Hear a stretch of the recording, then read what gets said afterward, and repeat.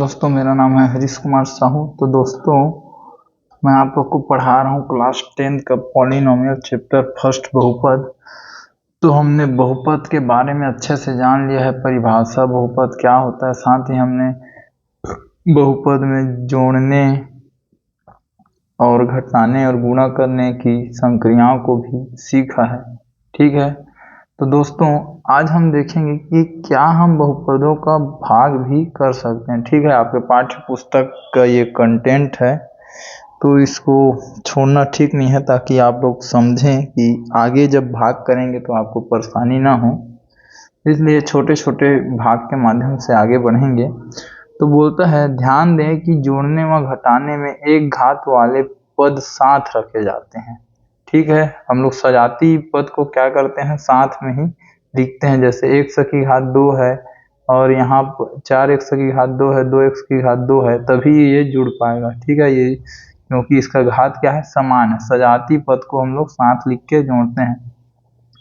और जब गुणा करते हैं तो उसमें घातें जुड़ जाती है। जैसे x गुणित 2 करोगे तो क्या हो जाएगा, 1 की घात 4 हो जाएगा, क्योंकि इसका फार्मूला होता है 1 की घात m गुणा 1 की घात n is equal to a की घात m प्लस n। ठीक है, तो बहुपद में जोड़ना घटाना और गुणा हम सब ने क्या किया है, सीख लिया है। अब हम आगे क्या देखेंगे, हम आगे देखेंगे कि क्या हम बहुपद में भाग भी कर सकते हैं क्या। ठीक है, ये हम देखेंगे। तो भाग करते समय पद व उनकी घात का हिसाब कैसे रखेंगे, यह सब सोचने से पहले यह देखें कि बहुपदों के भाग की आवश्यकता कब होती है। ठीक है, बहुपद में भाग की आवश्यकता कब होती है, ये हम देखेंगे। ठीक है, तो जैसे एक उदाहरण दिया हुआ है, उसको लेके आगे बढ़ते हैं। हमें आवश्यकता क्यों पड़ती है बहुपदों का भाग करने का। अब जैसे एक प्रश्न दे दिया कि एक कार 4 घंटे में x किलोमीटर दूरी तय करती है, कार की चाल ज्ञात कीजिए। ठीक है, प्रश्न बोल दिया कि एक कार 4 घंटे में x दूरी तय करती है, तो कार की चाल ज्ञात कीजिए। तो चलिए इस प्रश्न को हम लोग हल करते हैं बहुत ही आसानी से। तो देखिए, कार के द्वारा चली गई दूरी कितना दे दिया है, 1 किलोमीटर। ठीक है, उसको लिख लिए। अब हम लोग चाल को चलने में लगा गया समय को देखते हैं। ठीक है, या दूरी तय करने में लगा समय क्या दिया गया है, उसी को लिखेंगे इधर। दूरी तय करने में लगा समय। ठीक है, तो वो कितना है हमारे पास, 4 घंटे।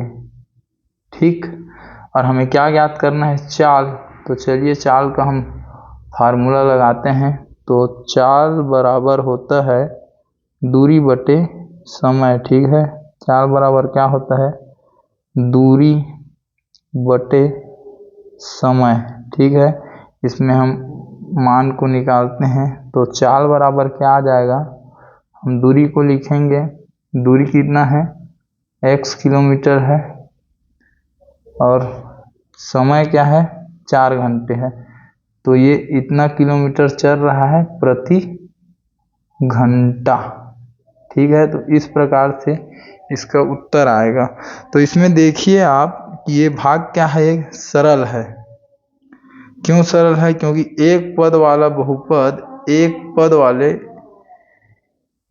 स्थिरांक बहुपद से भाग है। ठीक है, ये x एक पद का है और ये 4 भी क्या है, एक पद का है। तो ये क्या है, आसान है।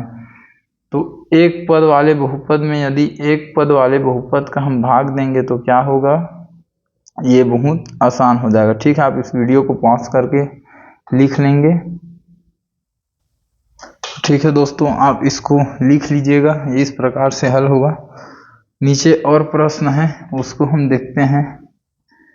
इसमें एक प्रश्न दिया है कि यदि किसी आयत का क्षेत्रफल, ठीक है, प्रश्न बोल रहा है कि यदि किसी आयत का क्षेत्रफल 40x² वर्ग मीटर है तथा उसकी भुजा की लंबाई 10x मीटर है, तब आयत की चौड़ाई क्या होगी। ठीक है, वाले प्रश्न को देखते हैं। तो देखो क्या दिया गया हमें, आयत का क्षेत्रफल वर्ग मीटर में दिया है, आयत का क्षेत्रफल बराबर 40x² वर्ग मीटर। वर्ग मीटर इसलिए है क्योंकि क्षेत्रफल को हम लोग वर्ग मीटर से ही नापते हैं। ठीक है, और उसकी आयत की भुजा की लंबाई दिया है, इसको लिख लेते हैं, आयत के भुजा की लंबाई कितना दे दिया हमको, 10x मीटर। ठीक है, और क्या पूछ रहा है, चौड़ाई। तो हम फार्मूला यहाँ पे लगाएंगे, आयत के क्षेत्रफल का क्या फार्मूला होता है, आयत का क्षेत्रफल बराबर क्या होता है, लंबाई गुणित चौड़ाई। ठीक है, तो आयत का क्षेत्रफल हमको दे दिया है 40x², इसको हम लिख देंगे, और आयत की भुजा की लंबाई दी गई है 10x मीटर, इसको भी हम लिख देंगे।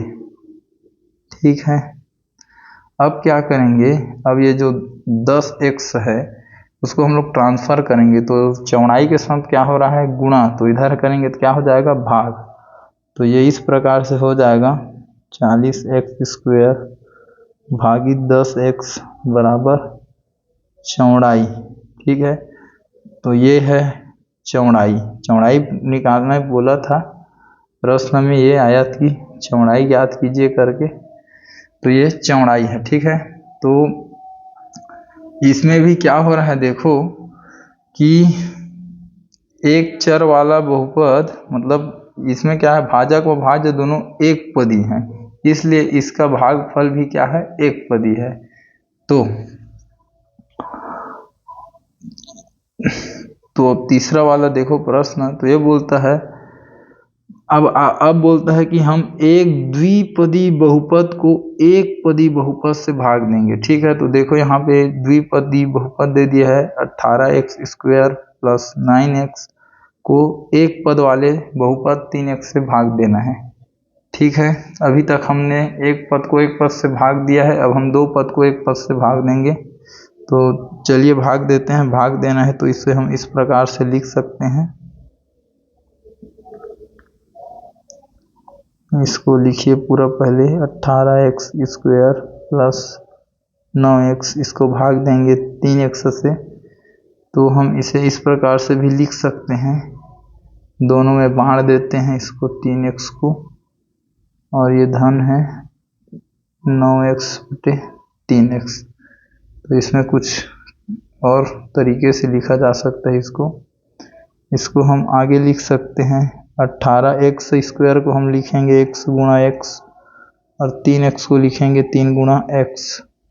ठीक है, धन 9 गुणा x/3 गुणा x। ठीक, अब हम क्या करेंगे, इसे जो कट रहा है उसको कटाएंगे, यहाँ से x कट गया, ये हुआ 3 एकम 3, 3 तिया 9, 3 बचा यहाँ पे, ये x कटा, 3 एकम 3, 3 छक्के 18, तो ये 6 बचा और ये x बचा यहाँ पर, तो इसका आ जाएगा हमारा उत्तर 6x बचा, नीचे तो कुछ नहीं है, और यहाँ पर का एक 3 बचा।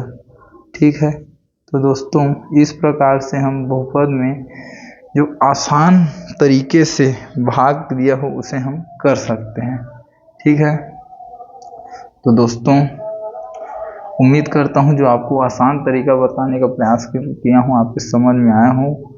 आप वीडियो को ज़्यादा से ज़्यादा गरीब बच्चों तक पहुँचाने में मेरी सहायता करें। और ठीक है दोस्तों, धन्यवाद, थैंक यू, मिलते हैं अगले वीडियो में। ठीक है, अभी हम भाग विधि का बहुत बड़ा प्रश्न को हल करेंगे। ठीक है दोस्तों, मिलते हैं अगले वीडियो में, तब तक के लिए जय हिंद, वंदे मातरम।